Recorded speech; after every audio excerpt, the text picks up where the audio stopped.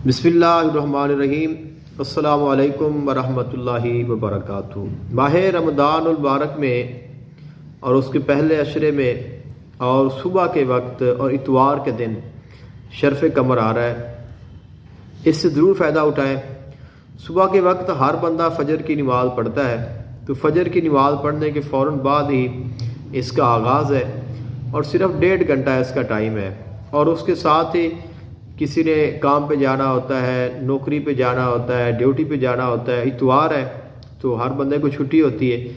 और उसके साथ फिर आगाज़ है माह रमदान मुबारक का, उरूज माह है, फिर माह रमदान है और फिर अशरा रहमत है और इसका पहला इतवार है जिसको नौचंदा इतवार भी कहा जाता है।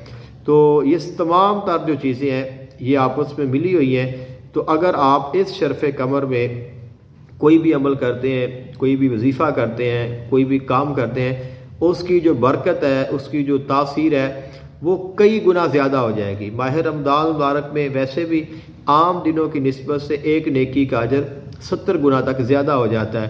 तो अगर आप इसमें कोई अमल करें, वजीफ़ा करें, पढ़ाई करें, उसकी जो बरकत है आपको आम दिनों की निस्बत से 70 गुना ज़्यादा मिलेगी और फिर ये तमाम चीज़ें मिल जाए तो ये बेहतरीन वक्त है, इससे ज़रूर फ़ायदा उठाएं। इंशाल्लाह मेरी कोशिश है मैं शर्फ़ कमर के हवाले से 3 अमल आपकी खिदमत में पेश करूं।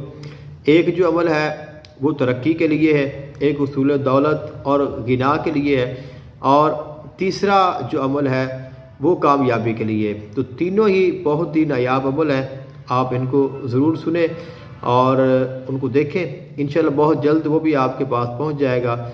आप इस वक्त से, इस टाइम से भरपूर फ़ायदा उठाएं। इस शर्फ़ कमर में मेरा जो इरादा है वो युहिब्बूनहुम कहुब्बिल्लाहि वल्लज़ीना आमनू अशद्दु हुब्बन लिल्लाह, इसकी जो ज़कात है वो अदा करने की नीयत है, क्योंकि इसके जो आदाद हैं वो 1493 हैं और तकरीबन इतना ही टाइम है, 1.5 घंटे का टाइम है। तो अगर 1.5 घंटे में हम इसको पढ़ें तो आसानी के साथ एक मरतबा इसको पढ़ा जा सकता है।